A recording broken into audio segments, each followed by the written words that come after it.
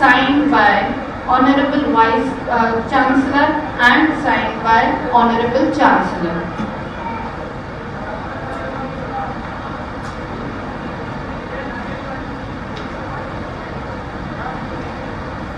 माननीय कुलपति जी से आग्रह करता हूं कि कुलपति के रूप में विभिन्न शक्तियों के अधीन श्री राजेंद्र प्रताप सिंह जी को पीएचडी विज्ञान संकाय की मानद उपाधि हेतु स्वीकार करने का कष्ट करें।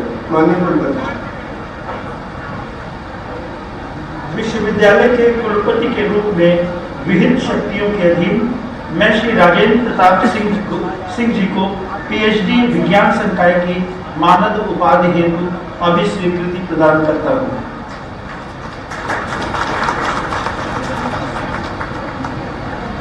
माननीय प्रतिकुलाधिपति महोदय, मंचस्थ विशिष्ट अतिथि गणों से अनुरोध है कि कृपया श्री राजेंद्र प्रताप सिंह जी को पीएचडी विज्ञान संकाय की मानद उपाधि से विभूषित करने का कष्ट करें।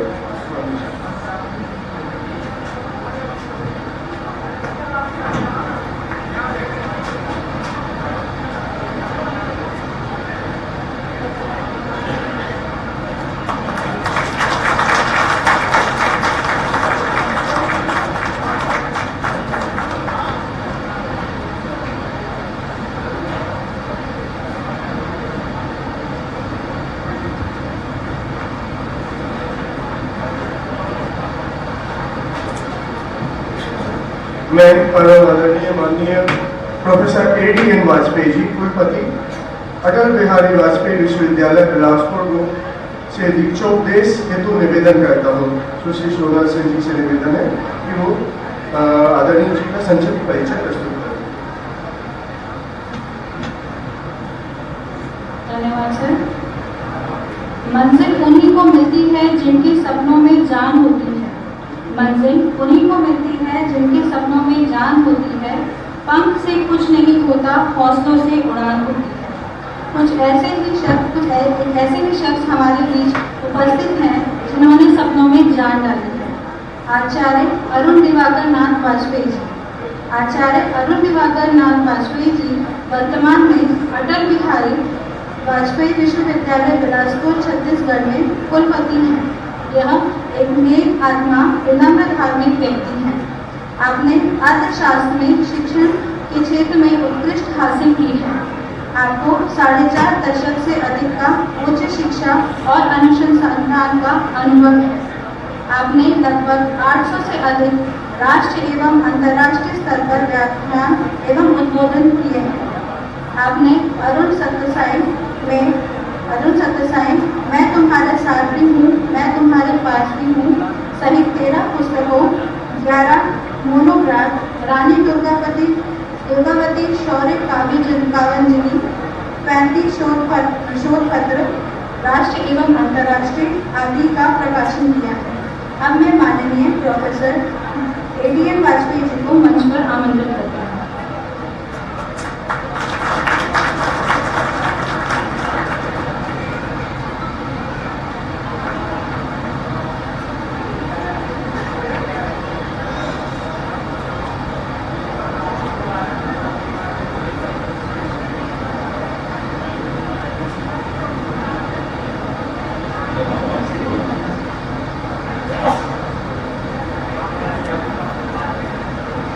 रामकृष्ण धर्मार्थ प्रतिष्ठान विश्वविद्यालय भोपाल के अत्यंत सम्मानीय प्रतिकुलाधिपति श्री सिद्धार्थ ठाकुर जी,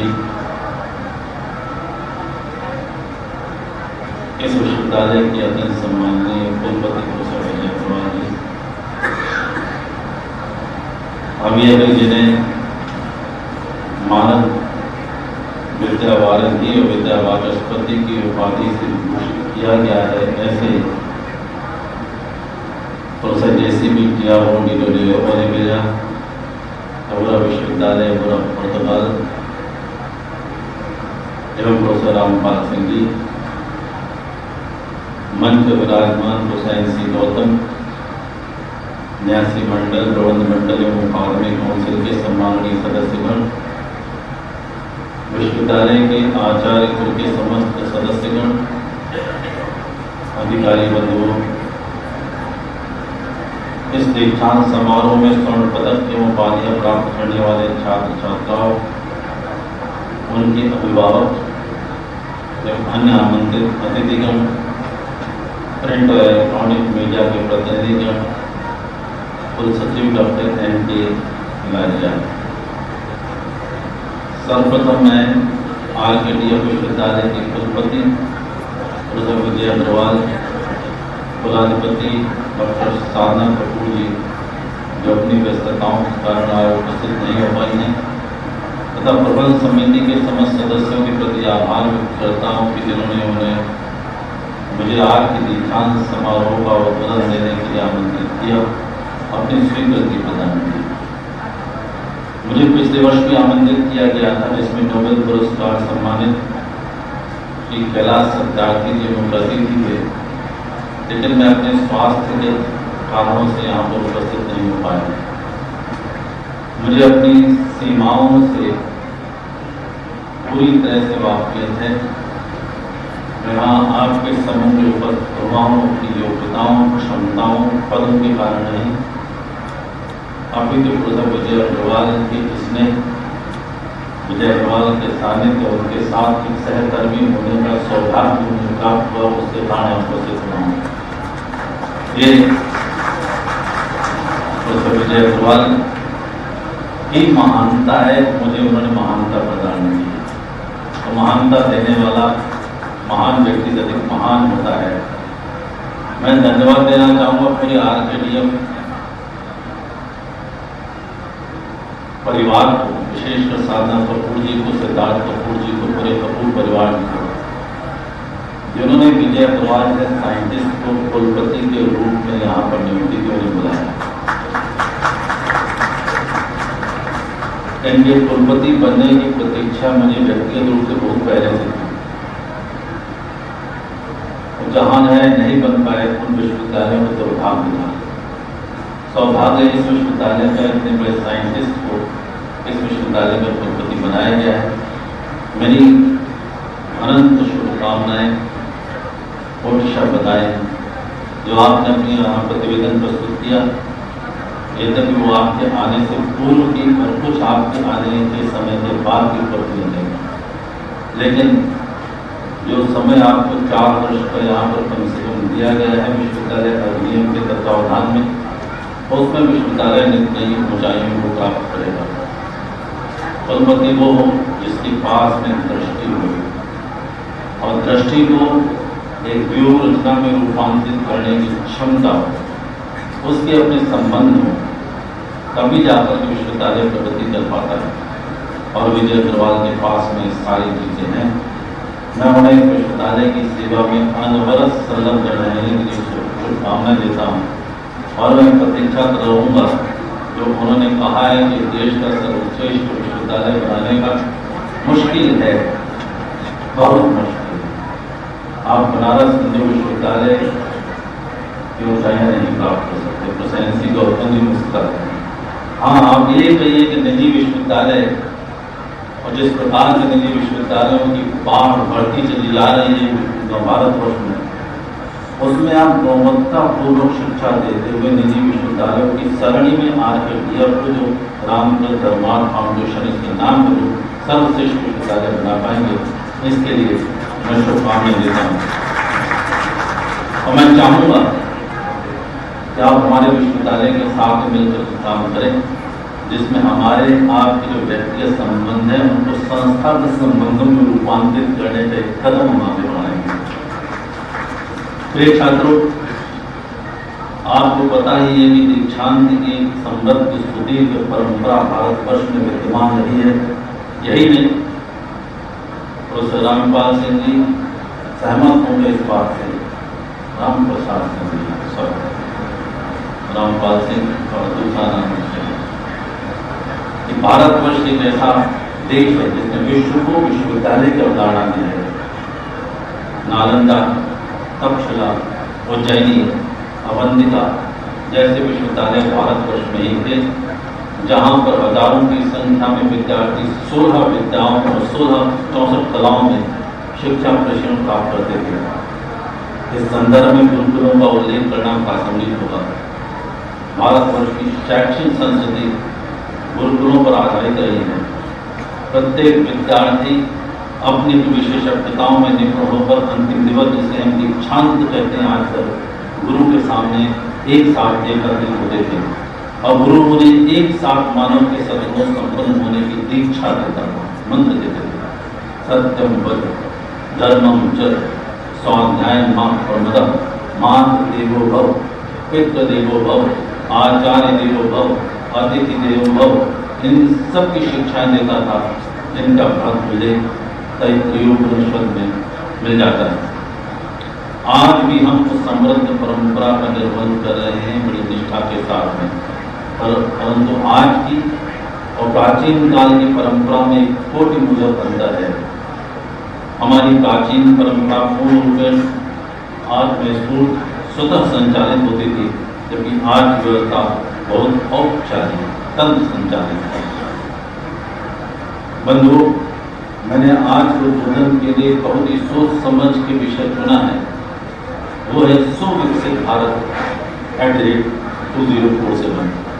आप सभी ने विकसित भारत @2047 की बात तो सुनी है, उसमें मैंने सुविशेषण जोड़ दिया है और सुविशेषण स्वयं पर्याप्त है। यदि मैं आपसे कहूँ कि व्याख्यान को आप ले लीजिए विजय अग्रवाल से, सॉफ्ट कॉपी भेज और न पढ़ो, तब भी हमारा काम केवल जो सु जोड़ने से ही समाप्त हो जाता है। आप सब समझ गए होंगे कि सु मैंने जानबूझ करके क्यों जोड़ा है, फिर भी कुछ बातें आपके साथ करना आवश्यक हो जाती है। वैसे तो जो भी व्यक्ति वस्तु पदार्थ जिसका जन्म होता है, उसका विकास होता है और अंत में विनाश को प्राप्त हो ही जाता है, परंतु कुछ तत्व ऐसे होते हैं जैसे पृथ्वी है, जल है, वायु है, अग्नि, आकाश है, इन पंचभूतों का रूपांतर होता है। इसमें भी दो तत्व ऐसे होते हैं, वायु और आकाश, उनका रूपांतरण कठिन होता है। उसमें भी आकाश तत्व ऐसा है जिसका रूपांतरण भी नहीं होता, उस तरह निलिप्त रहता है। राष्ट्र के संदर्भ में भी अवधारणा है, ऐसे ही राष्ट्रों का निर्माण होता है, विकास होता है, उनको विनाश हो जाता है। यहाँ विकास में विलयीकरण, उपनिवेशीकरण और बलात् आदि कर लेना भी सम्मिलित है। विश्व में अधिकांश राष्ट्रों के निर्माण की प्रक्रिया है और इनकी प्रक्रिया पर ध्यान दें तो क्या होता है, वहाँ पर कभी लोग रहते थे जो एक स्थान से दूसरे स्थान विचरण करते थे, परस्पर युद्ध लड़ते थे और जो विजयी होता था वहीं से अंदर भोजन के लिए खेती करते थे, सुरक्षा के लिए अस्त्र शस्त्र निर्माण करते थे। समय के साथ साथ जनसंख्या भूगोल में परिवर्तन होता रहता है। इसी को हम geopolitical approach of national formation कहते हैं। इन राष्ट्रों का मनोविज्ञान विस्तारवादी साम्राज्यवादी रहा है, अपनी मातृभूमि से उनका प्रयत्न तो नहीं है। यही कारण सबसे अधिक प्रवासी प्रवृत्ति पाश्चात्य देशों में पाई जाती है, क्योंकि विभिन्न मानसिकता और प्रवृत्ति के लोग एक साथ में रहने से परद्वेष एवं द्वेष होता था, इसलिए उन्हें एक संविधान, एक न्याय व्यवस्था का आवश्यकता होती थी और सारे लोग निर्णय लेने की स्थिति में नहीं रहते थे, इसलिए उन्हें अपने प्रतिनिधि चुनने होते थे। इस प्रकार की ऐसी व्यवस्था जिसमें चुने हुए प्रतिनिधि हो, चाहे वह असेंबली या पार्लियामेंट हो, संविधान हो, न्याय के लिए उच्च और उच्चतम न्यायालय हो, दंड विधान हो, आदि आदि से अनेक देशों में संचालन होता था। तो आज भी व्यवस्था वहाँ चल रही है। प्रत्येक राष्ट्र के निर्माण के लिए स्थिति वर्ष निर्माता का नाम आ जाता है। लेकिन जहाँ तक भारतवर्ष के निर्माण का प्रश्न है, उसे न तो किसी व्यक्ति ने निर्मित किया है, नहीं उसका जन्म कब हुआ है कोई बता सकता है। 1947 से पूर्वी भारतवर्ष था, अंग्रेजों के आने से पूर्वी भारतवर्ष था, मुगलों के, तुर्कों के, हुणों के आने से पूर्व भारतवर्ष था। एक आत्मविस्फूर्त सत्ता से उद्भूत हुआ है, किसी ने इसे बसाया नहीं, इसके साथ माता पुत्र के संबंध स्थापित हुए हैं। हम भारत माता कहकर पुकारते हैं, हमने माता भूमि पुत्रों प्रतिव्याह का उद्घोष किया है। इसके साथ ही मनुष्य मनुष्यतर प्रजातियों के साथ भी भ्रातृ भाव विकसित हुआ है और उसी से समस्त जीवन मूल्य, दर्शन, ज्ञान परंपराएं, रीति रिवाज, पर्व, उत्सव इत्यादि उत्पन्न हैं, जो कि निरंतर चलते चले आ रहे हैं। इसमें सार्वकालिकता है, सार्वभौमिकता है और सर्वसमावेशिकता भी है और इन्हीं से जीवन व जीवन मूल्यों का समावेश हुआ है। इसी में सत्रजतम तीनों गुणों पर हमसे विभाजन हुआ है, वर्गीकरण किया गया है। इसी में चारों पुरुषार्थों धर्म, अर्थ और मोक्ष को जीवन उद्देश्य जोड़ा गया है। संक्षेप में भारतवर्ष विकास की नींव भारतवर्ष के अपने दर्शन, चिंतन और परंपराओं पर आधारित होना चाहिए, न कि किसी आयातित मॉडल, आदर्श अथवा जीवन मूल्यों पर। आइए कुछ बातें करते हैं सो से जोड़ करके। भारतवर्ष में सुरक्षित भारत होना चाहिए। सुरक्षा के लिए हम सभी लोग जानते हैं भारतवर्ष की सीमाएं हैं, लगभग 7-8 देशों से लगी हुई हैं, जिसमें कि पाकिस्तान और चीन हमारे प्रत्यक्ष विरोधी हैं, और उसके अतिरिक्त और भी देश वहाँ पर भी हमारे कुछ भारत विरोधी उत्तर हम सुनाई पड़ते रहते हैं। सुरक्षा में किसी प्रकार का समझौता नहीं करना है।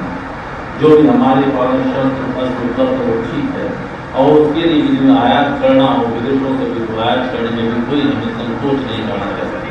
लेकिन ये एक बात होती है, हम चाहते हैं कूटनीतिक संबंध भी उतने प्रगाढ़ होने चाहिए जितने कि शस्त्र अस्त्र संबंधों के लिए प्रबंध। कूटनीतिक संबंध, डिप्लोमेटिक रिलेशंस और शस्त्र अस्त्र दोनों में बराबर का तालमेल होना चाहिए। अब मैं तो ये कहूँगा, जब आवश्यकता पड़े तो कूटनीतिक संबंध अधिक सामने आकर के बात करें, जिससे कि शस्त्र अस्त्रों के होड़ में हम उतने आगे न जाएं जितने कि विकसित राष्ट्र जाया करते हैं। हम भी चाहेंगे कि न केवल पड़ोसी राज्यों से बल्कि सुदूर जो हमारे विकसित राष्ट्र हैं, चाहे वो रूस हो, चाहे जापान हो, चाहे अमेरिका हो, चाहे इंग्लैंड हो, चाहे फ्रांस हो, उनके साथ भी हमारे वैसे ही प्रकार संबंध होने चाहिए। और जिसका एक बहुत अच्छा उल्लेख हमें G20 की प्रेसिडेंसी भारतवर्ष को मिली थी, उसमें जिस प्रकार से भारतवर्ष ने काम किया, यूनाइटेड नेशन के जो चीफ आए थे उन्होंने भूल भूल करके प्रशंसा की। हमारी बाह्य सुरक्षा जैसे ही महत्वपूर्ण है, आंतरिक सुरक्षा भी। आंतरिक सुरक्षा के मुद्दे, आंतरिक सुरक्षा समस्याएं भी बहुत ही हमारे सामने ज्वलंत होकर के सामने आती हैं। चाहे वो बस्तर, छत्तीसगढ़ जहाँ पर मैं हूँ, वहाँ के जो नक्सल हत्याएँ होती हैं उनकी समस्या हो, चाहे मणिपुर में जो दो गुटों के बीच में निरंतर युद्ध जैसी स्थिति बनी हो, ये दो उदाहरण हमने दिए हैं। ऐसी व्यवस्था होनी चाहिए जो प्रत्येक नागरिक को खुल करके सांस लेने की, खुलकर विश्वास के साथ में काम करने की प्रेरणा मिले। वो है सुरक्षित भारत 2047। सहभागी भारत दूसरी बात आती है, एक पार्टिसिपेटिव कंट्री हमको चाहिए। हम चाह रहे हैं कि $5 ट्रिलियन इकॉनमी बने। 5 ट्रिलियन इकॉनमी बने उसे भारत वर्ष के 144 करोड़ लोगों की सहभागिता होना चाहिए। यही नहीं, 1%, 10% टॉप की जो पॉपुलेशन है वो तो कंट्रीब्यूट करे 73-75% GDP का, और बाकी 80% पर पाए लेवल में 25% GDP का। ऐसी व्यवस्था में प्रतिभागी व्यवस्था नहीं मानता। हमने पर कैपिटा इनकम की बात तो काफ़ी की है, और पर कैपिटा इनकम के रेशियो होता है, GDP को हम डिवाइड कर देते हैं पॉपुलेशन के साथ तो प्राप्त हो जाती है। हमने कभी पर कैपिटा कंट्रीब्यूशन की बात की। मैं आज के बोधन में आप सबको साक्षी करके पर कैपिटा कंट्रीब्यूशन की बात करता हूँ, और जितने पर कैपिटा कंट्रीब्यूशन की बात आएगी तो प्रत्येक नारी का, प्रत्येक स्त्री हमारे जो सारी स्त्रियाँ नारी पहले बैठे हैं, उनके कंट्रीब्यूशन को हम GDC के अंदर कंट्रीब्यूशन मांगे जा रहे हैं। अभी तक जो महिलाओं का योगदान है वो हमारी इनकम में जोड़ा नहीं जाता है, क्योंकि उनका फिनिशियल कंट्रीब्यूशन नहीं हो पाता। और जिस दिन हम टोटल कंट्रीब्यूशन की बात करने जाएंगे उस दिन हम पूरे ग्रॉस डोमेस्टिक प्रोडक्ट को या ग्रॉस नेशनल प्रोडक्ट को हम ग्रॉस डोमेस्टिक कंट्रीब्यूशन और ग्रॉस नेशनल कंट्रीब्यूशन में ट्रांसफॉर्म करके एक नई परिभाषा देंगे। दीक्षांत उत्पादन की बहुत बड़ा काम होता है, जिसने विचार भी देना, जिसमें कि यहाँ के फैकल्टी मेंबर्स आने वाले विद्यार्थी काम करें, कुछ सोचने को मजबूर करें। ये मैं विषय आपके सामने दे रहा हूँ ताकि भारतवर्ष में 6.5 लाख गाँव हैं, पहले से ज़्यादा से कम हो गए, घटते जा रहे हैं। लगभग 776 जिले हैं और 20-30 मेट्रोपॉलिटन शहर हैं। अभी हम सब जानते हैं, चाहे इकॉनमी हो, चाहे पॉलिटी हो, चाहे जस्टिस हो, चाहे मनोरंजन हो, चाहे वो हेल्थ फैसिलिटीज़ हो, सबका सब कंसंट्रेशन है 20-30 मेट्रोपॉलिटन शहरों में। आपकी राजधानियाँ नहीं बनी, विश्वविद्यालय नहीं बनी, बड़े बड़े हॉस्पिटल्स वहीं में ही, एडमिनिस्ट्रेटिव हेड्स वहीं पर ही हैं, आपके सुप्रीम कोर्ट और हाई कोर्ट वहीं पर ही हैं। और ये जो सुदूर गाँव बसे वहाँ पर क्या हो रहा है, डिसेंट्रलाइजेशन होना चाहिए। हमारा जो भारतवर्ष है, जैसा मैंने बताया, 6.5 लाख गाँव और क्षेत्र जिलों में है। हमें ये देखना होगा ग्रामीण और शहरी क्षेत्र का समानुपातिक संबंध हो, पूर्वोत्तर प्रांत, समुद्र तटीय, हिमाचली, मैदानी क्षेत्रों से सुरक्षित हो। मैं यहाँ तक कहूँगा, जैसे मैंने निवेदन किया 144 करोड़ जनसंख्या का योगदान होंगे, वैसे ही भारतवर्ष का क्षेत्र है 32,87,963 वर्ग किलोमीटर, उसकी प्रत्येक वर्ग किलोमीटर का भारतवर्ष के विकास में सहभागिता होनी चाहिए। इसको हम कहेंगे सहभागी भारत @2047। इसी प्रकार से जो हमारे इकॉनमी के 3 क्षेत्र होते हैं, प्राइमरी, सेकेंडरी और टर्शरी, हम सभी लोग जानते हैं कि जो टर्शरी सेवा क्षेत्र है उसका योगदान निरंतर बढ़ता जा रहा है। जो 15-20% था, 50 से 93, 51, 52% हो गया और प्राइमरी सेक्टर का कम होता चला रहा है। इसमें डिसबैलेंस हो रहा है। इस डिसबैलेंस को कैसे रोका जाए, मुझे लगता है 2047 से पहले एक अच्छी रणनीति इसके लिए हमको बनाना पड़ेगा। इस बात को यहीं पर ही विराम देता हूँ। सुशिक्षित भारत आवश्यक है। अभी राष्ट्रीय शिक्षा नीति के अंतर्गत हम लक्ष्य रखते हैं 2035 तक 50% GR होना चाहिए हायर एजुकेशन में, 30 तक 100% GR होना चाहिए प्राइमरी और मिडिल एजुकेशन में। अभी तक 75 सालों में हम शिक्षा को देना भूल रहा, हम 100% साक्षरता भी नहीं है। 2047 में कम से कम तो हम लक्ष्य रख रहे हैं, हम क्यों 50% की बात कर रहे हैं, हम क्यों 60% बात कर रहे हैं? Why not 100% class enrollment ratio by 2 years closer? Let there be language. अभी जब APJ कलाम की बात कर रहे थे, अग्रवाल साहब कह रहे थे APJ कलाम को क्या APJ कलाम कहा करते थे बड़े सपने देखने जा रहे हैं, और मैंने उसमें जोड़ा है विजय, मैं कहता हूँ छोटी आंखों से बड़े सपने नहीं देखे जाते। छोटी आंखों से मतलब कम छोटी क्षमताओं से आप बड़े सपने देखो, आपको क्षमताएं बड़ी करनी पड़ेगी, बड़े एम्बिशियस करने पड़ेंगे। इसके लिए पहली बात ये। दूसरा, पाठ्यक्रम दिया जा रहा है, हम सभी लोग जानते हैं पैटेंट्स चला रहे हैं, रिसर्च पेपर्स लिख रहे हैं, तो उनका बेस है, आधार क्या है। अभी राष्ट्रीय शिक्षा नीति के अंतर्गत हमने भारतीय ज्ञान परंपरा को एक विशेष स्थान दिया है। हम चाहेंगे विश्वविद्यालय उसमें भी अपने विश्वविद्यालय की भूमिका निभाए। भारतीय ज्ञान परंपरा के मानविकी, समाज विज्ञान और संस्कृत विषयों तक की सीमित नहीं। आपका जो मूल विषय है रसायन शास्त्र, वो आपके विश्वविद्यालय उस ऋषि साइंटिस्ट की कल्पना जिसने लिखा था हिंदू साइंटिस्ट ऑफ इंडिया, जो पूरी किताब प्रकाश शास्त्री की मैं बात कर रहा हूँ, उनके काम से लेकर आप विस्तार करें। केमिस्ट्री में कितना है इंडियन नॉलेज सिस्टम में, फिजिक्स में कितना है, मैथमेटिक्स में तो है ही है, सारे विषयों को लेकर आप आगे बढ़िए, उससे पाठ्यक्रम बनाइए, उससे नया विचार चालू होगा।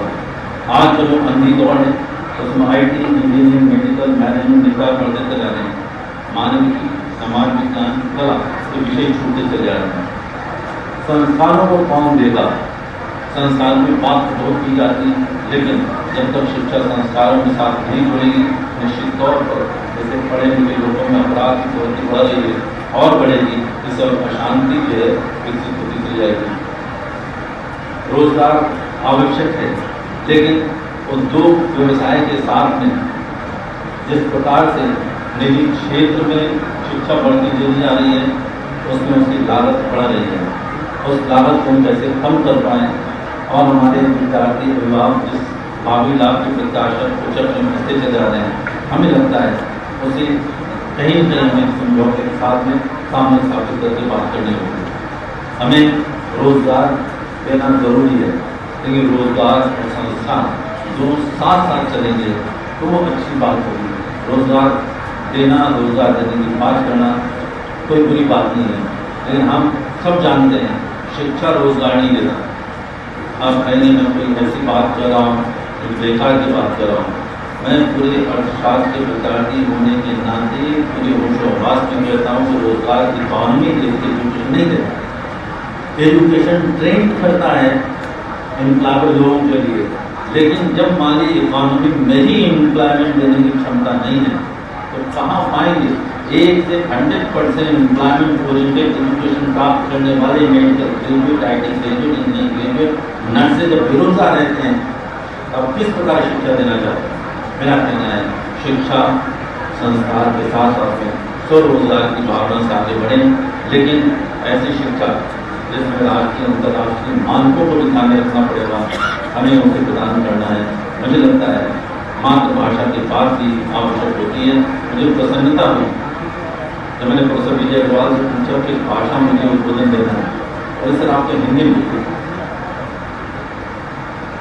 मैं चाहता इंग्लिश में भी लिख सकता था, बोल सकता था, मैं केवल कन्वर्सेशन एडिसेस ही रिटर्न पढ़ता हूँ, बाकी एक्सटेम्पोर बोलता हूँ, मेरी आदत है एक्सटेम्पोर बोलने की है, लेकिन मैं प्रसन्नता है और धन्यवाद देता हूँ। उन्होंने हिंदी में मुझे तैयार करने का इस मातृभाषा भूमि में जहाँ जहाँ इसका प्रवेश नहीं हो पाएगा वहाँ प्रवेश दिलाने की को चर्चा करनी चाहिए। ये है सुशिक्षित भारत @2047। स्वस्थ भारत आवश्यक है। आज प्रत्येक व्यक्ति किसी न किसी रोग से ग्रस्त है, शारीरिक रोग तो ही नहीं, लेकिन मानसिक रोगों की कमी नहीं है, वो निरंतर बढ़ते जा रहा है। मेंटल हेल्थ को लेकर के बहुत अधिक काम हो रहा है, लेकिन इसके लिए आवश्यक कारण है, महत्वपूर्ण कारण है, कारण हमारी जीवन शैली की अस्त व्यस्तता की अव्यवस्था हमारी समस्या का बड़ा कारण है। लोगों में स्वास्थ्य के प्रति रुचि तो है, लेकिन वो एलोपैथिक औषधियों तक चिकित्सा जो सेवाओं पूजा का माध्यम होना चाहिए वो सबसे अधिक लाभकारी व्यवसाय बना हुआ है। स्वस्थ भारत की भावी योजना के अंतर्गत मैं चाहूँगा कि समग्र नीति बने, स्वास्थ्य नीति बने, जिसके अंतर्गत हम शुरू करें अपनी भोजन पद्धति से, योगासन के माध्यम से, नेचुरोपैथी के माध्यम से, न्यूरोथेरेपी के माध्यम से, होम्योपैथी के माध्यम से, यूनानी मेथड के माध्यम से, और सबसे बाद में एलोपैथी सिस्टम आ गया। Allopathy should be taken as last resort, और आज एलोपैथी सबसे पहले शुरू की जाती है। उससे क्या बड़े साइड इफेक्ट्स होते हैं, शरीर हमारा कमजोर होता चला रहा है। तो वो ना हो करके हम शरीर को स्वस्थ कितना करें। कोविड-19 के दौरान देखा इम्यूनिटी हमारी कितनी कमजोर हो रही है, हम तो इम्यूनिटी बढ़ा दें तो बीमारियाँ आएंगी। ऐसी व्यवस्था करनी होगी, क्योंकि भगवान कृष्ण ने कहा है युक्त आहार विहार से युक्त चेतन से कर्म हो, युक्त स्वप्न बोधन से योग बहुत आहार। हमें भोजन में, आराम में, निद्रा में, जागने में, प्रत्येक कर्म में चेष्टा साथ करेंगे तो अपने आप जो है रोग नहीं आएगा। उस व्यवस्था को लेकर के हमें कुछ काम करना पड़ेगा। महिलाओं के स्वास्थ्य के बारे में विशेष चिंता होनी चाहिए।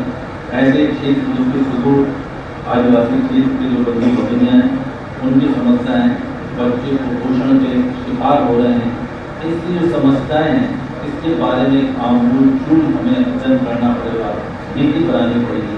कम जात में प्रत्येक व्यक्ति भारतवर्ष का स्वस्थ है, निरोगी होने में, स्वस्थ होने में भी बेसिक डिफरेंस होता है। आपने पूरे आपके सारे पैरामीटर ठीक है, कोई रोग नहीं है, केवल कि आपको मन नहीं लगता है काम करने में, आपकी एफिशिएंसी लेवल डाउन हो रही है। तो हम चाहेंगे आपका एफिशिएंसी लेवल बना रहे, आप स्वस्थ रहें, स्व में स्थित रहेंगे तो आपका काम करने का जो मन है वो निरंतर बना रहेगा। ये मेरा विषय था स्वस्थ भारत के लिए, जिसमें कि नशा भी जो जिस तरह से हमारे युवा युवतियों को जो जुड़ रहा है उसे मुक्ति दिलाने के प्रयास करने पड़ेंगे। एक मैंने विषय चुना समरस भारत का। जब समरसता की बात आती है तो इसके अंतर्गत हम जानते हैं भारतीय जो समाज है भिन्न भिन्न धर्मों का, भिन्न जातियों का, भिन्न भिन्न भाषाओं का, भिन्न क्षेत्रीयताओं का बना हुआ है, और सब में कहीं न कहीं विवाद की स्थिति बनी होती है। ये विवाद हमारा नहीं है, ये विवाद से हम पर आरोपी थे जो ब्रिटिशर्स हमारे बीच में डाल गए थे डिवाइड एंड रूल के।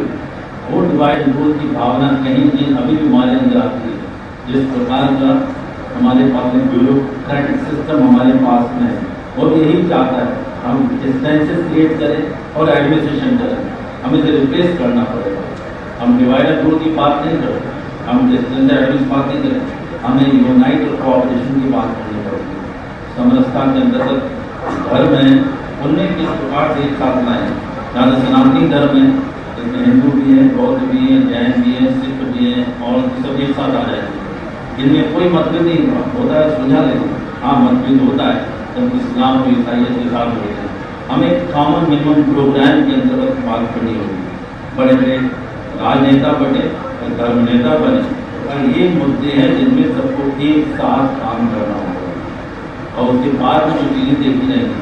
हो सकता है ये जो आप यूनिफॉर्म सिविल कोड आ रहा है वो हमें इस प्रकार की कुछ बातें कर पाए। जाति समाज को जोड़ने वाली बात है, जाति जो जोड़ती थी पूरे समाज को, वो जाति थी, वर्ण के साथ में जोड़ दिया। वर्ण में भी कोई बुराई नहीं है, उसको लेकर के बड़े विवाद खड़े किए गए भारतवर्ष में। संस्कृत के श्लोक भरे पड़े हैं, जन्मात जायते शूद्रा संस्कारा के मुझे चातुर्वर्ण न्याय संगम गुणोत्तर विभाषा, ये सारी बातें कही गई।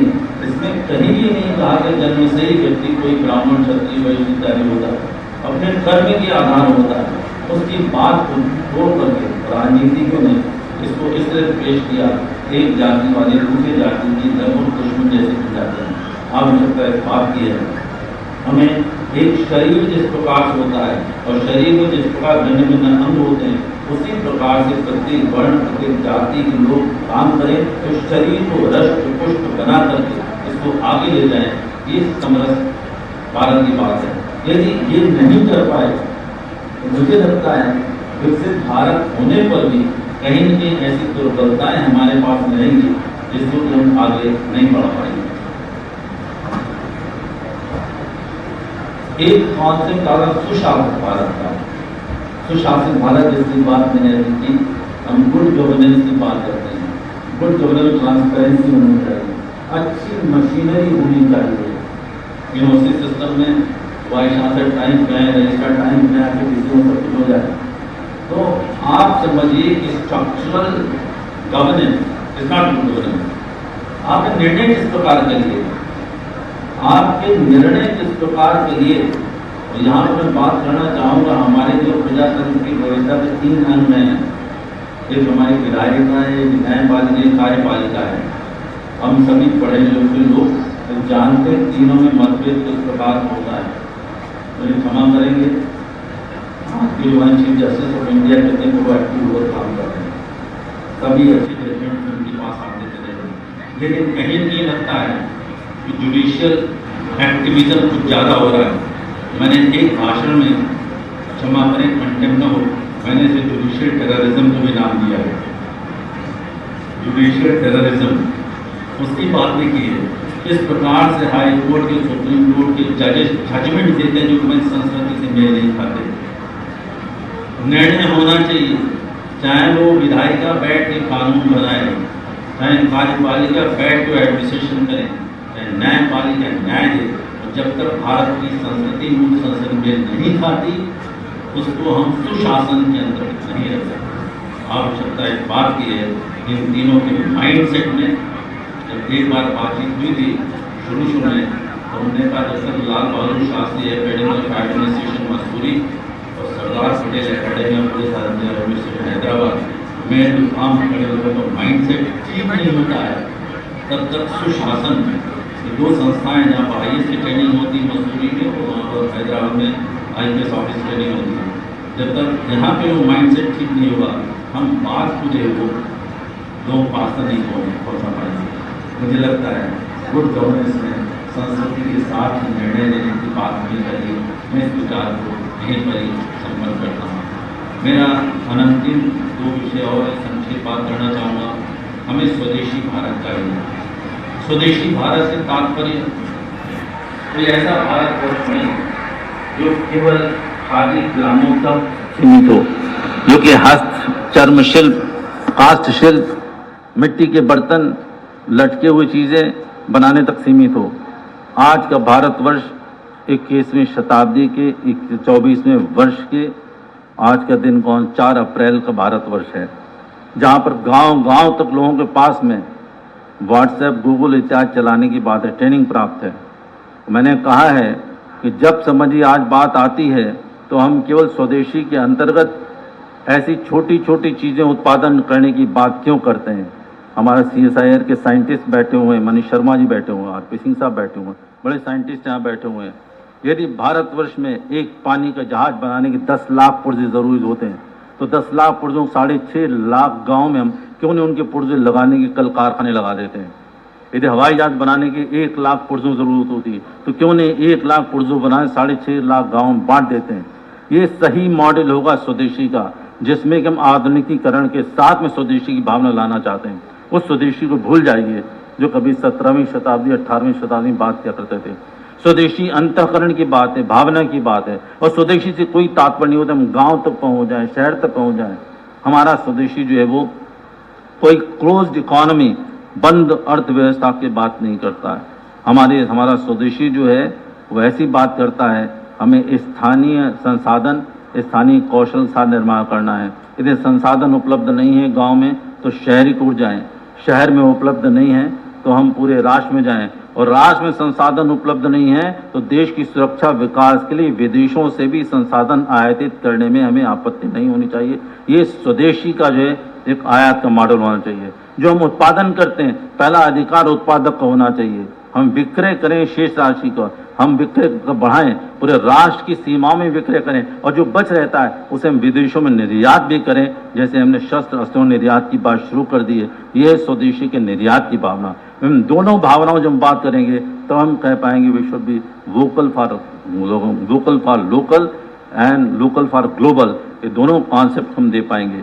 इसमें विकेंद्रीकरण को हमें साथ में रखना पड़ेगा। ये स्वदेशी का मॉडल एक ऐसा मॉडल है जिसमें कि distribution and development both go together, जिसमें वितरण और विकास दोनों साथ साथ चलता है।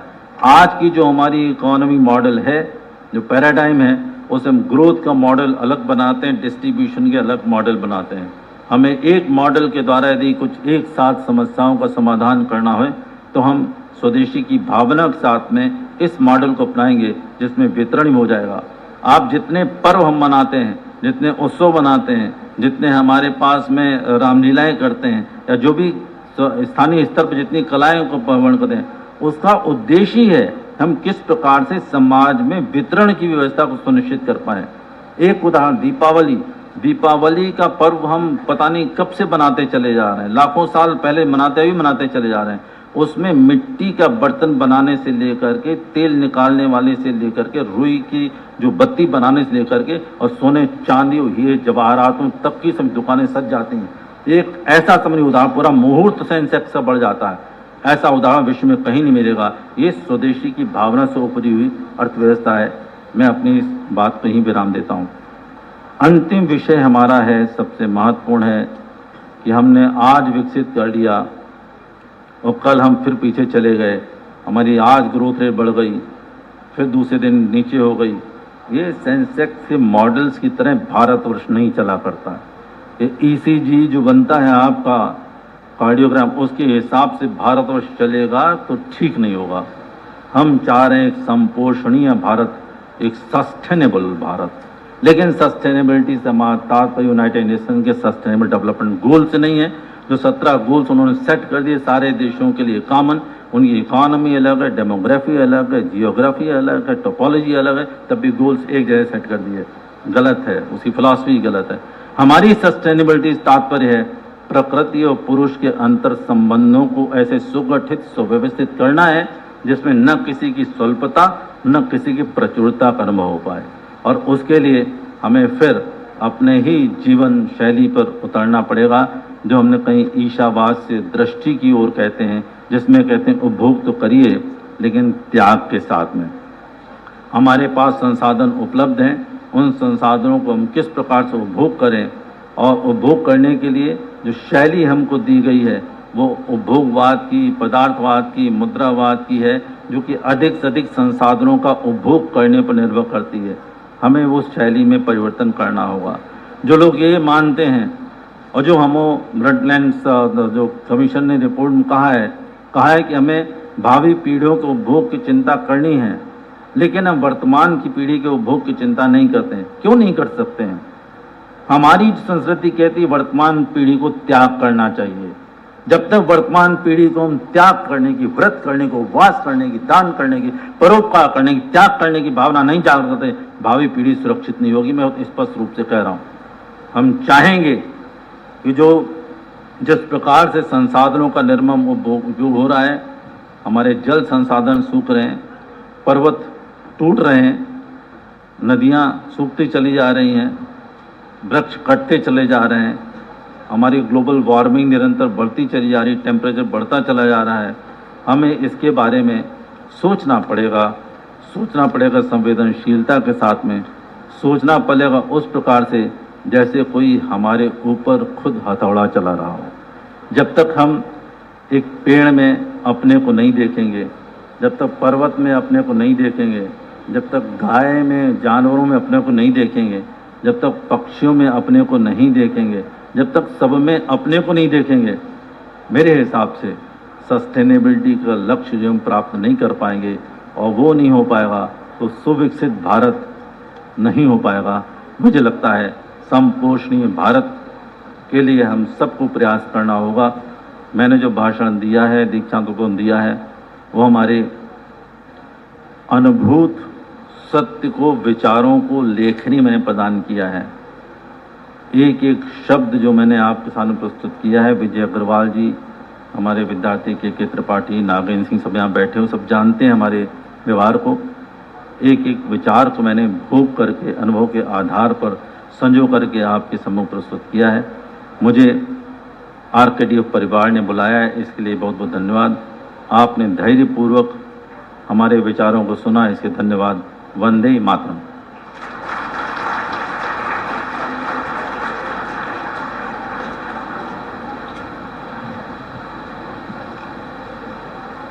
मैं विशिष्ट अतिथि महोदय, ग्रुप के उपाध्यक्ष माननीय श्री नवनीत सोनी जी को आशीर्वचन के लिए अनुरोध करता हूं। सुश्री भाग्यश्री मेहता संक्षिप्त परिचय के लिए आमंत्रित हैं।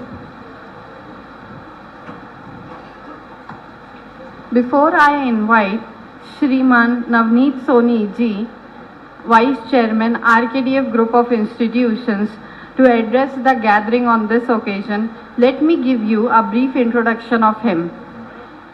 He is a former Chief Commissioner of Income Tax, Government of India, and currently a member of Board of Trustees at India International Center.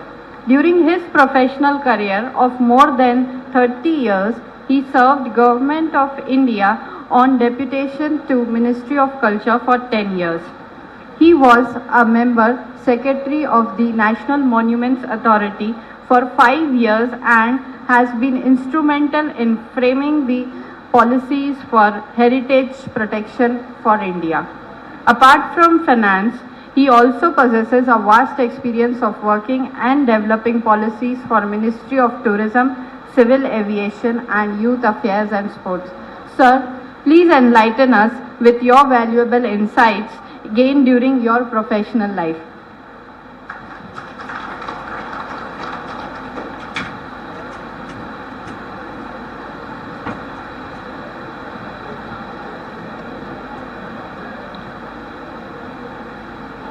आप सबको नमस्कार, प्रणाम।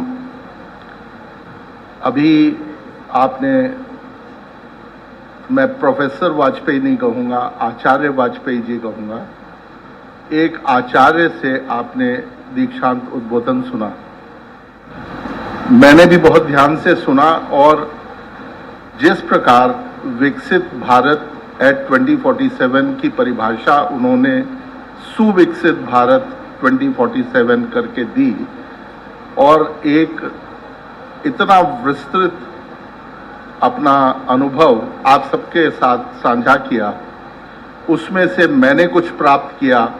अगर आपने कुछ प्राप्त करके ग्रहण कर लिया तो निश्चित रूप से आपका इस विश्वविद्यालय का, समाज का और राष्ट्र का कल्याण जरूर होगा। ये मेरी एक भावना है। आरकेडीएफ ग्रुप के वाइस चेयरमैन के रूप में विश्वविद्यालय के तीसरे दीक्षांत के अवसर पर मंच पर विराजमान सभी अतिथियों, शिक्षकगण एवं छात्र छात्राओं का मैं स्वागत एवं अभिनंदन करता हूं। मुझे यह बताते हुए अत्यंत प्रसन्नता है कि विश्वविद्यालय ने पिछले 12 वर्षों में शिक्षा के क्षेत्र में आशातीत प्रगति की है। इस विश्वविद्यालय की प्रतिष्ठा को देखते हुए अनेक प्रतिष्ठानों के वरिष्ठ पदाधिकारियों द्वारा प्रबंधन क्षेत्र में शोध कार्य कर पीएचडी की उपाधि हासिल की गई है। विश्वविद्यालय में pharmacy, engineering, agriculture, homeopathy, nursing और आयुर्वेद इंस्टीट्यूट ने विद्यार्थियों के बीच अपनी विशिष्ट पहचान बनाई है।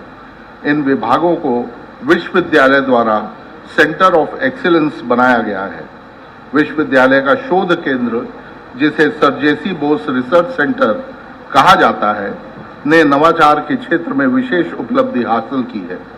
इस केंद्र में जो भी शोध कार्य किए जा रहे हैं वह समाज के बेहतरी और उत्थान के लिए हो रहे हैं, चाहे वह स्मार्ट कृषि फार्मिंग हो या ग्रामीण क्षेत्र के लिए नवीन चूल्हे की व्यवस्था हो या सैनिकों के लिए बुखारी हो या कार्बन कैप्चर प्लांट हो।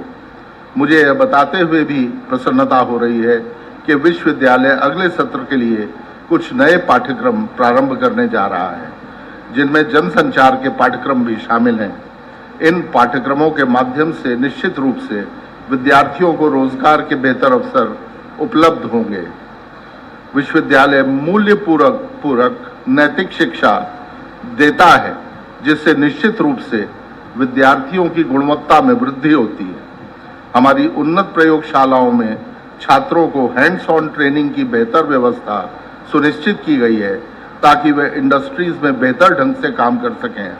स्किल डेवलपमेंट के क्षेत्र में विश्वविद्यालय कई कार्य कर रहा है और इस वर्ष विश्वविद्यालय द्वारा छात्रों के कौशल विकास हेतु अनेक कार्यक्रम आयोजित किए गए हैं, ऐसा मुझे बताया गया है। मेरा विश्वास है कि आने वाले समय में विश्वविद्यालय व्यावसायिक शिक्षा के साथ साथ कौशल विकास क्षेत्र में भी देश की प्रगति में अपना सार्थक योगदान दे सकेगा। यह अत्यंत प्रसन्नता का विषय है कि इस विश्वविद्यालय में शोध की गुणवत्ता अपनाने के लिए अनेक प्रयास किए गए हैं। इस वर्ष 32 विद्यार्थियों को शोध उपाधि प्राप्त हुई है। शोध का मूल्यांकन विश्वविद्यालयों, राष्ट्रीय प्रौद्योगिक संस्थानों एवं ख्याति प्राप्त विश्वविद्यालयों के विशेषज्ञों द्वारा कराया जाता है, जो निश्चित रूप से इस बात का प्रमाण है कि विश्वविद्यालय में किए जाने वाला शोध कार्य एक उच्च स्तरीय शोध कार्य है। इसी तरह शोध उपाधि प्रदान करने से पूर्व विश्वविद्यालय अनुदान आयोग के मापदंडों का दृढ़ता से पालन सुनिश्चित कराया जाता है। मुझे यह बताते हुए अत्यंत प्रसन्नता है कि विश्वविद्यालय परीक्षाओं के संचालन के साथ साथ परीक्षा परिणाम घोषित करने की दिशा में भी इस विश्वविद्यालय ने कीर्तिमान स्थापित किया है और इसके लिए मैं विश्वविद्यालय के समस्त शिक्षकों, अधिकारियों और विश्वविद्यालय प्रशासन को बधाई प्रेषित करता हूँ। जिन विद्यार्थियों ने वर्ष 2023 में स्वर्ण एवं रजत पदक प्राप्त किए हैं, उन्हें मैं बहुत बहुत शुभकामनाएं और बधाई देता हूँ। शोध उपाधि धारकों तथा ऐसे विद्यार्थियों जिन्होंने इस वर्ष अपनी स्नातक और स्नातकोत्तर उपाधियां प्राप्त की हैं, मैं उनके उज्जवल भविष्य की कामना करता हूं। पुनः आप सबको बहुत बहुत बधाई और शुभकामनाएं। जय हिंद, जय भारत।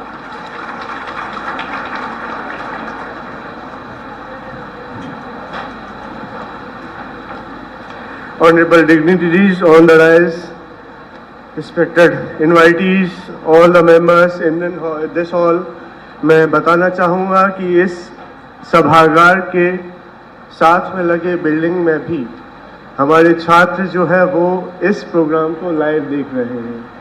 हम सबकी बातें विश्वविद्यालय के प्रत्येक छात्र के तक पहुँच रही है यहाँ पर भी, और इस पूरे कार्यक्रम को हम लाइव कर रहे हैं फेसबुक के थ्रू, विश्वविद्यालय के हैंडल पर और इंस्टाग्राम पर।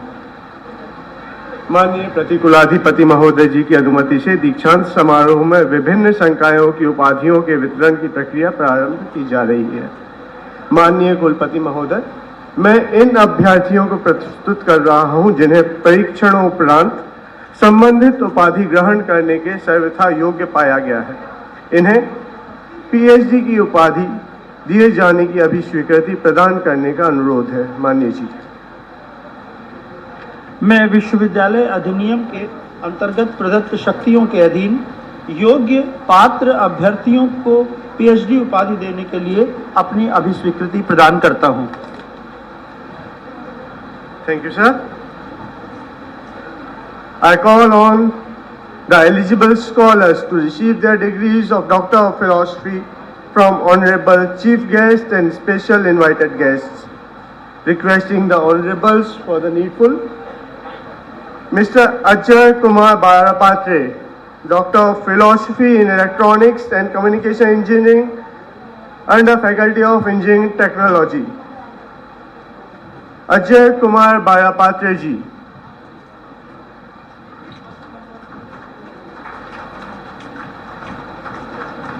Miss Jayashree Tiwari, Electronics and Communication Engineering, Faculty of Engineering Technology.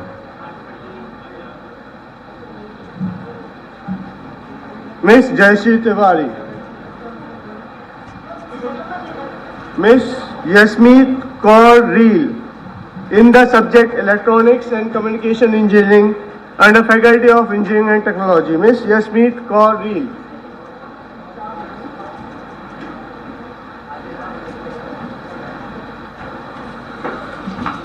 Mr. Ankush Srivastav, in the subject Computer Science Engineering under Faculty of Engineering and Technology.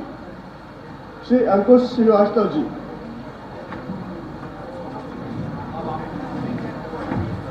Shri Ashish Pandey ji, Vishay Computer Science and Engineering under Faculty of Engineering and Technology.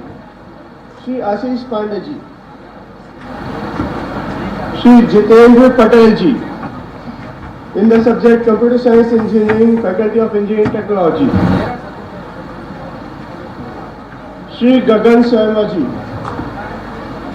Computer Science Engineering, Faculty of Engineering Technology. Shri Gagan Sharma ji. Shri Sushant Madhukar Gajbhiye ji, Civil Engineering, Faculty of Engineering Technology. Sushant Madhukar Gajbhiye ji.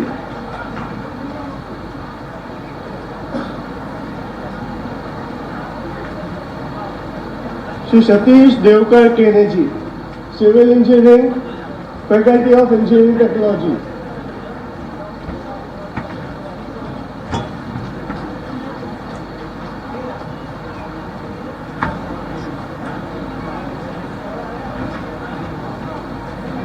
Shri Ashish Singh Moon ji, Civil Engineering, Faculty of Engineering Technology. Shri Tanveer Yusuf Sheikh, Pharmaceutical Sciences in Faculty of Engineering Technology. Shri Tanveer Yusuf Sheikh. Shri Kiran Dagadu Bhavishkar ji, Pharmaceutical Sciences, Faculty of Engineering and Technology.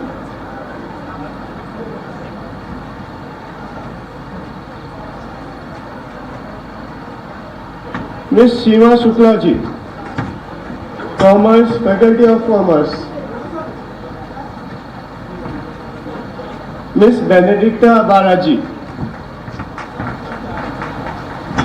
in the subject Education, Faculty of Education. Shri Shyam Singh ji, in the subject Education, Faculty of Education. शिक्षा संकाय के अंतर्गत Shri Alvin Pinto जी, शिक्षा संकाय में Shri Alvin Pinto जी। श्री ज्ञानदेव देशमुख जी, शिक्षा संकाय, विषय education.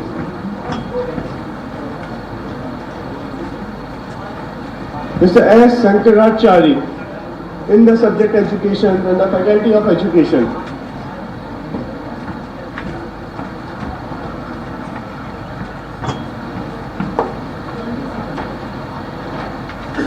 Mr. S. Sankaracharya ji.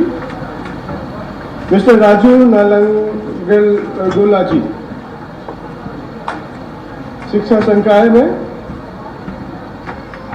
in the subject education. Mr. Syamal Kumar ji, education, faculty of education में. Miss Sana Asif, English literature, faculty of humanities and languages. Miss Sana Yusuf. Mr. Nilesh Verma, in the subject law, विधि संकाय के अंतर्गत. Mr. Nilesh Verma जी. Mr. Pradeep Singh Chauhan जी, विधि विषय में under faculty of law.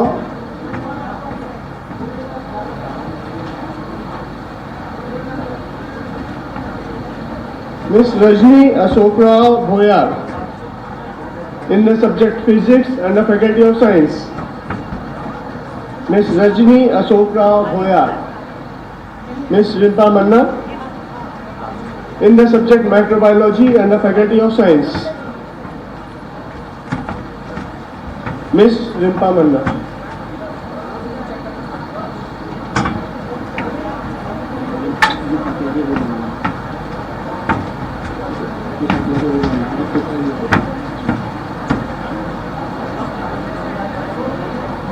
मैं विभिन्न संकाय के अंतर्गत प्रवीण्य सूची में सर्वोच्च अंक प्राप्त विद्यार्थियों को स्वर्ण एवं रजत पदक प्रदान करने हेतु आमंत्रित करता हूँ.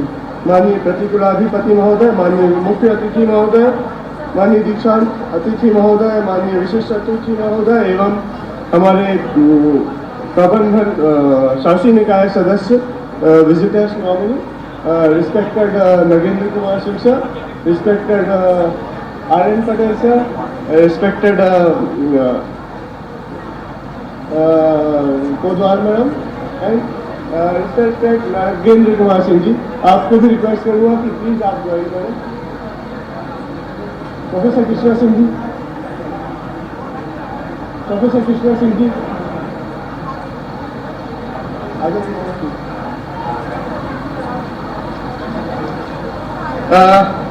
gold medal in Bachelor of Engineering, Mr.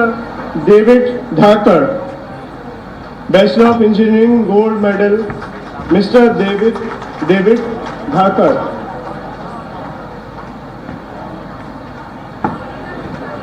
Diploma in Engineering gold medal,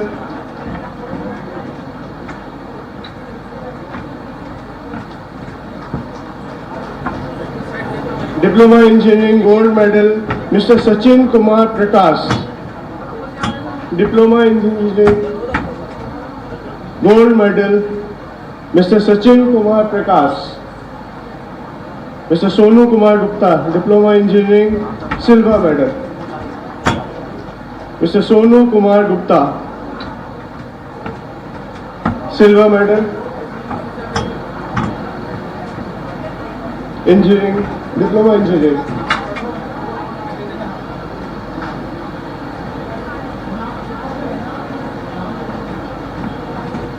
Miss Radha, Master of Pharmacy, स्वर्ण पदक.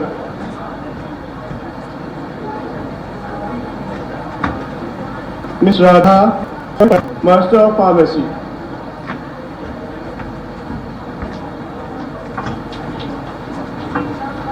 बैचलर ऑफ फार्मेसी में स्वर्ण पदक मिस नेहा सोनी एवं रजत पदक miss Neha Chauhan.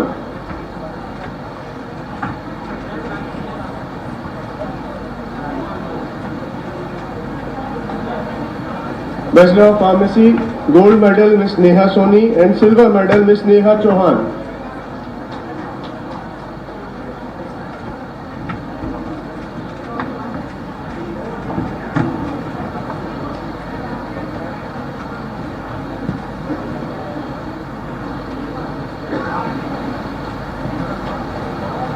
Diploma in pharmacy gold medal miss Alka Pandey and silver medal Khan Safa Mohammad ji.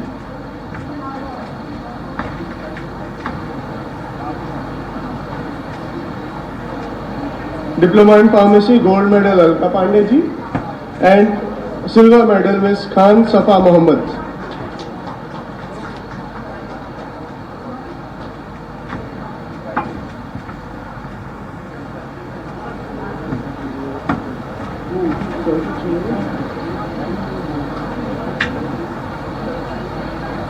Master of Science Gold Medal Mr. Deepak Vishwakarma.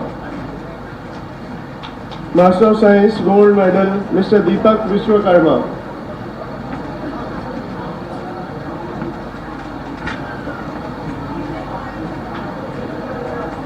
Bachelor of Science Gold Medal Miss Pragya Kashyap. Bachelor of Science Gold Medal Miss Pragya Kashyap. Bachelor of Medical Lab Technology Gold Medal Sapkale Neha Sanjay ji. Miss Sapkale Neha Sanjay. Silver Medal Prem Meena ji.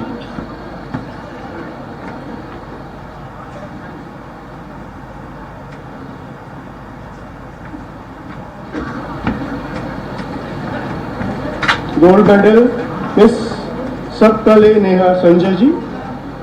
Silver Medal Shri Prem Meena ji. Bachelor of Physiotherapy Gold Medal Kiran Meena and Silver Medal Mr. Subham. Bachelor of Physiotherapy Gold Medal Miss Kiran Meena. Silver Medal Mr. Subham.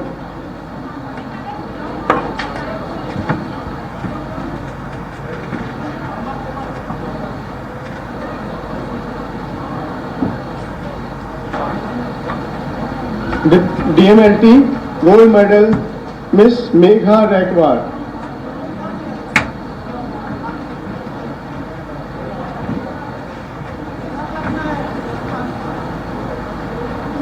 DMLT Gold Medal Miss Megha Rakwar.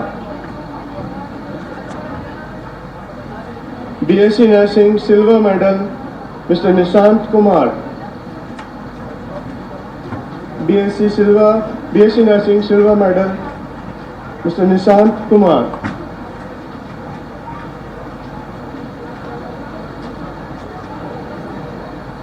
Post Basic BSc Gold Medal Miss Soma Kumari.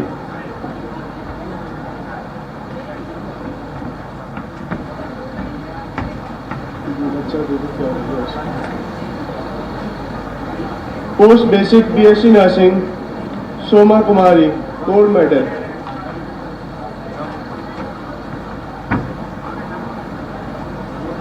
Master of Computer Application, Silver Medal, Mr. Imran Khan. Master of Computer Application, Silver Medal, Mr. Imran Khan.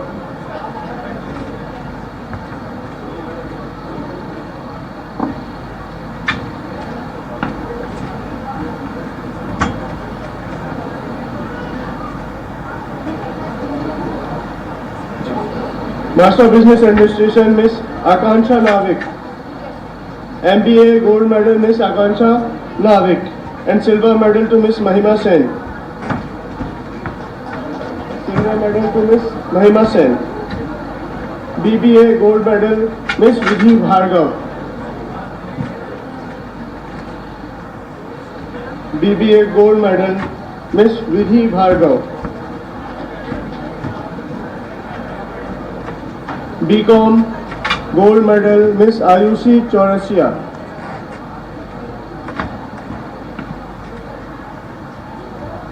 BCom Gold Medal Miss Ayushi Chaurasia. Silver Medal Miss Aditi Singh.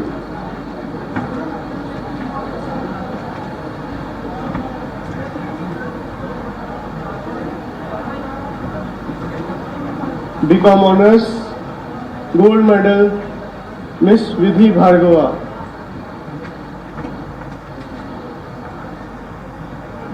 BCom Gold Medal, BCom Honors Gold Medal Miss Vidhi Bhargava. MA Shaini Rafael Thotum कर्रा gold medal.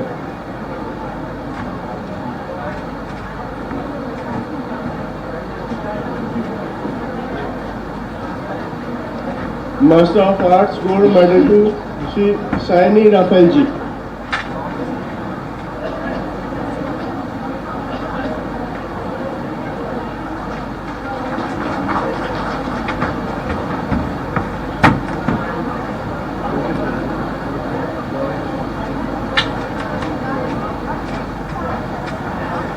B lift gold medal Bam Kumar ji.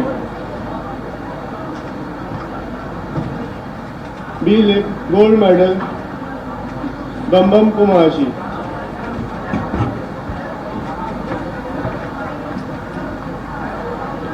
BSW gold medal Abhay Raj Kulhare ji. BSW bachelor of social work gold medal Abhay Raj Kulhare ji. Bachelor of arts gold medal miss Deepika Dehariya. Bachelor of arts gold medal Deepika Dehariya. Master of education gold medal Suman Kumar Safi ji. Master of education gold medal Suman Kumar Safi ji. Silver medal Shri Manish Kumar.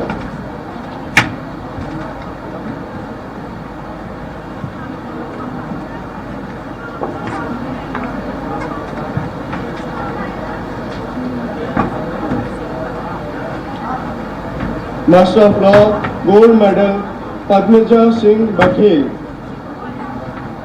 And silver medal miss Ishani Saxena.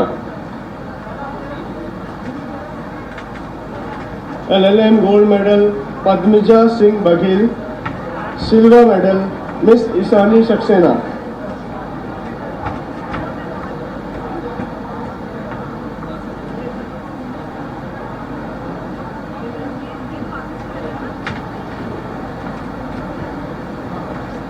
Bachelor of law Raghavendra Singh Kushwaha ji gold medal.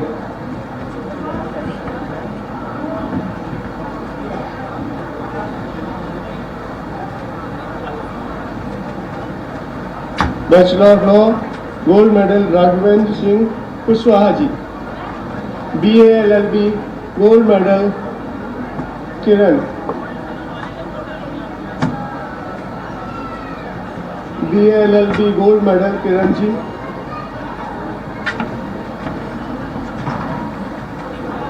Master of agriculture gold medal Ravi Singh Jatav. Master of agriculture gold medal Shri Ravi Singh Jatav. BTech agriculture engineering gold medal Shubham Raj ji. Silver medal miss Varsha Meshram ji. Gold medal Shri Shubham Raj ji. Silver medal miss Varsha Meshram.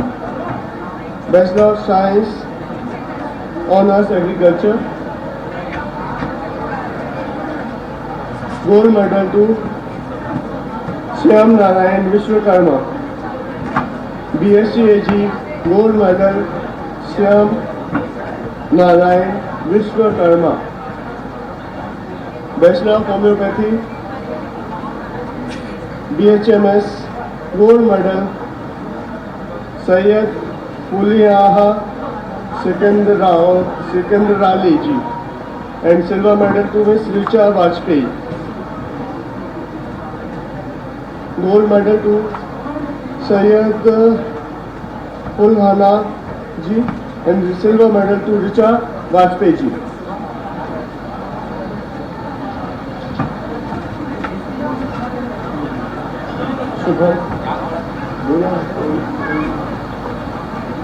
BPT silver medal Shubham.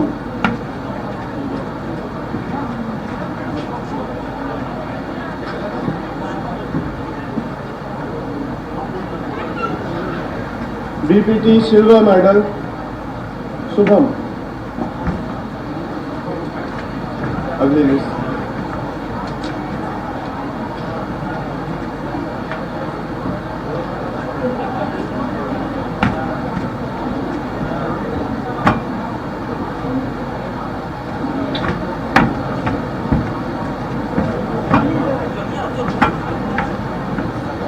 On behalf of Deans of Faculties, Dean of Faculty of Engineering Technology, Dean Pharmaceutical Sciences, Dean Paramedical Sciences, Dean Agriculture, Dean Management, Dean Education, Dean Law, Dean Health Sciences, I present to you students and other faculty who have been examined and found qualified for the degree to which I pray they may be admitted. Honorable VC sir, requesting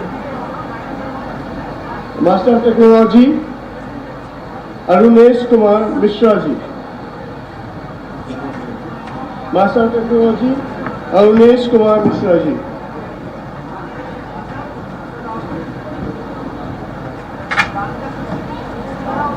Master of Technology, Chauhan Ravi Natwalal ji.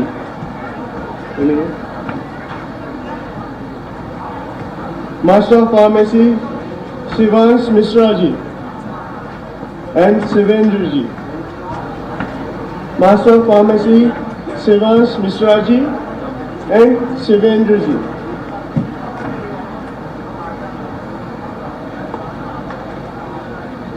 Bachelor of Pharmacy, Miss Rinki Prajapati, Miss Aarti Raikwar, Bachelor of Pharmacy, Miss Rinki Prajapati, Bachelor in Medical Lab Technician, BMLT, Miss Aarti Raikwar and Mr. Shailendra Pal. BMLT, Miss Aarti Raikwar and Mr. Shailendra Pal. BPT, Miss Shraddha Agnihotri. BPT, Miss Shraddha Agnihotri, Shri Arun Kumar, Shri Ashad Ghani, Miss Apranjal Dikshit, Shri Gyaneshwar Tardeji, Shri Satyam, Shri Dev Chaudhary and Miss Isha Nagar, Bachelor of Physiotherapy.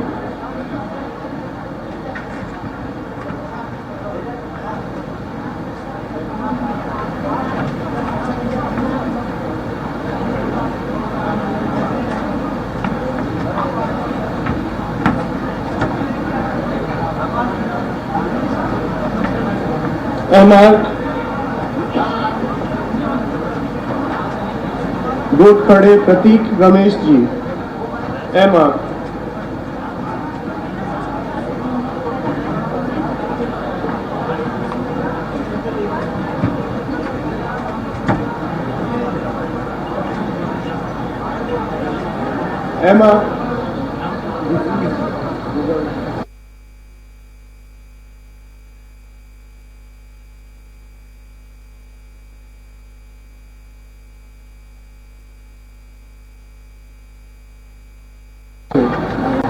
सत्यम से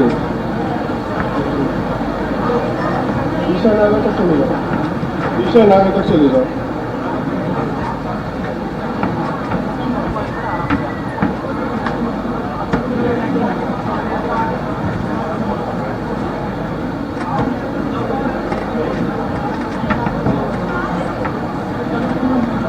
master of architecture Gotkhade Pratik Ramesh ji.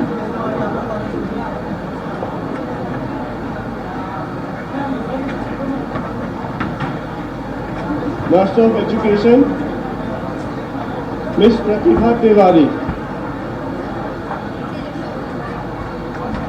Master of education miss Pratibha Tiwari. Master of law Kshitij Parmar ji. Master of law Kshitij Parmar ji. Tejaswini Singh Rajput ji.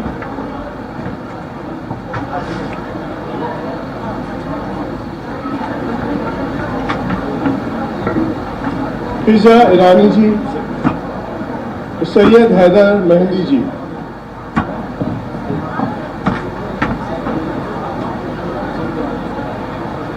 Bachelor of law Abhishek Ranjan Kushwaha,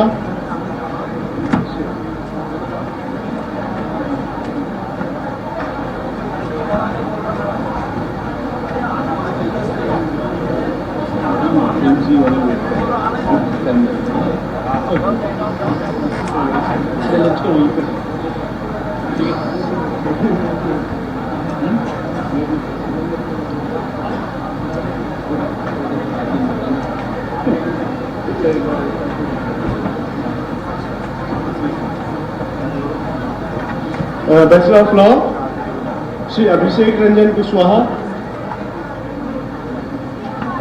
Abhishek Tiwari ji, Rahul Chaturvedi ji. Bachelor of law Abhishek Ranjan Kushwaha ji, Abhishek Tiwari ji, Rahul Chaturvedi ji.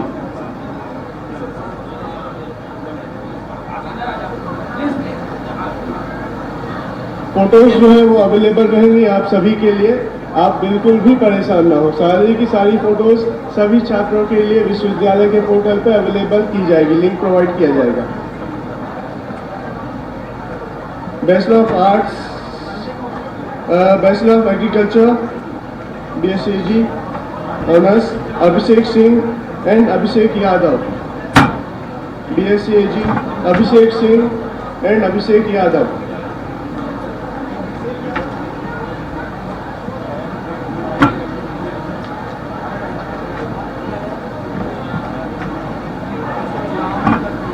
Bachelor of homeopathic medicine and surgery BHMS Chivtini Manoj, miss Chivtini Manoj, Rishikesh Kalita ji, Saina Bronica James ji, Surabhi Narayan ji, Jayashree Bilonia ji,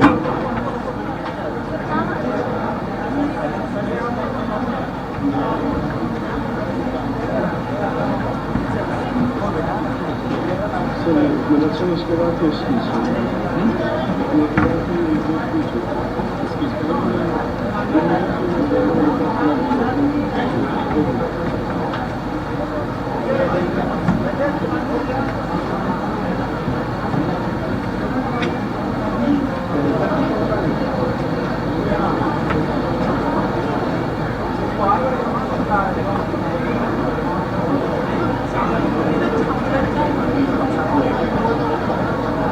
Rishikesh Kalika ji, Saina Bronica James जी,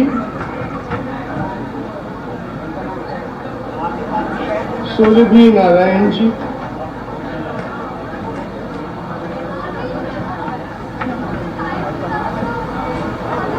जयश्री बिलोनिया जी,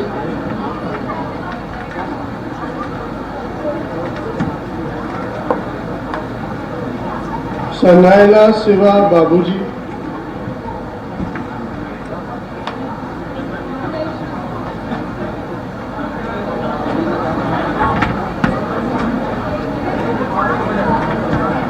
अनीता सिंह जी,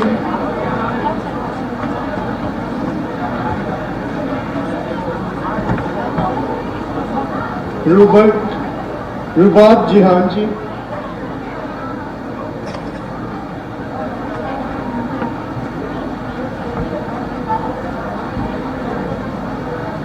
अंकिता सोनी जी,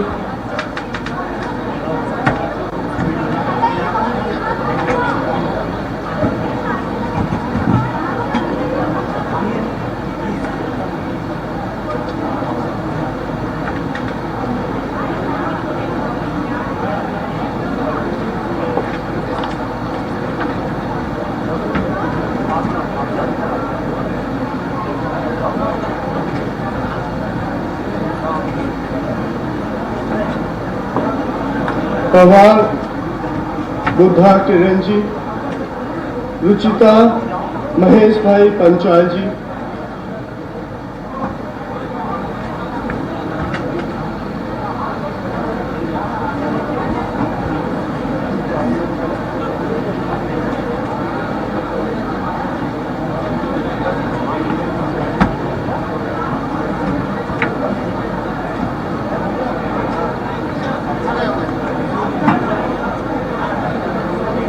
यादव हिरन बाकेलाल जी and Riddhi वसोया जी।